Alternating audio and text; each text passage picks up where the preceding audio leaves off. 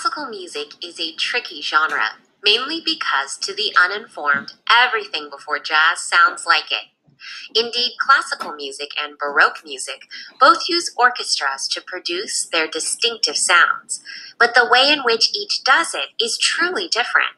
For example, baroque music is very heavy, whereas classical music is light, almost airy. Indeed, classical music greatly emphasized homophonic melodies, meaning that there was a single melody that all the instruments played instead of the layered melodies of the Baroque period.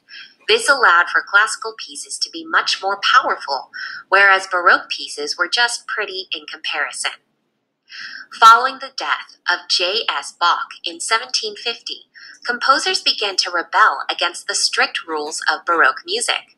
Particularly, they were tired of the overly intricate stylings of layered melodies that could only display so much technical mastery. In short, the composers knew that their musicians and themselves were capable of so much more. As such, music during this period moved away from the ornate nature of music before, instead searching for clarity. Often, there would be only one melody, and this was played with each instrument contributing its own range and voice to the piece as a whole.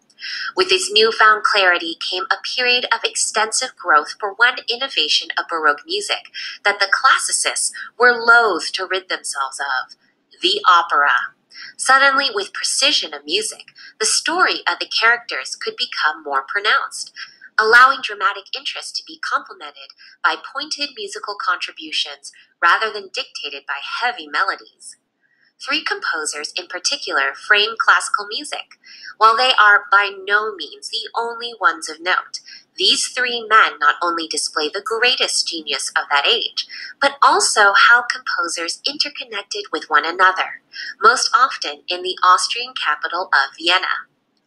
Wolfgang Amadeus Mozart inspired not only musicians to the present day, but also composers of his own period. One of the greatest geniuses in musical history, Mozart composed his first work by age 5, and is largely credited with the entire creation of the Piano Concerto. Among his greatest works are Don Giovanni, Symphony No. 40, and Piano Concerto No. 24. Such a fast-paced career is lucky for music because the composer died at age 35. Joseph Haydn was a close friend of Mozart, and indeed many of the latter works were dedicated to Haydn. However, Haydn was no pushover with regards to talent.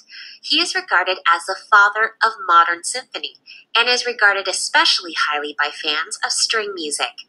This is especially evidenced by one of his greatest works, Cello Concerto in D. Ludwig van Beethoven was a generation behind Mozart and Haydn, and moved from Bonn to Vienna to study under these masters.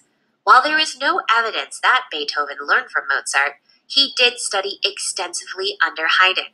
The real wonder of Beethoven's career is that while still in his 20s, he started to lose his hearing, meaning his latter work was composed while he was deaf.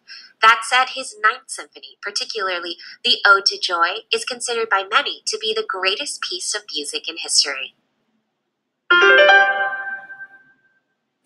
Far from boring, the genre of classical music broke the restrictions of the Baroque period, lifted opera to new heights, and gave the opportunity for some of the greatest musicians of all time, namely Mozart, Haydn, and Beethoven, to share their work. It was also from this period that Ode to Joy was written, which remains one of the most enduring pieces of music even in culture today.